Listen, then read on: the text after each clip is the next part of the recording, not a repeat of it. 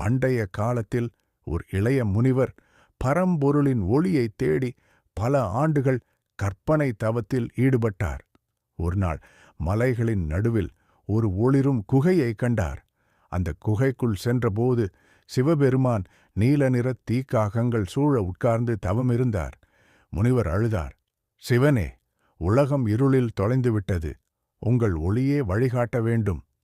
சிவன் ஒரு கண் திறந்தார். அந்த நீல தீ தெய்வீகமாக மாறியது.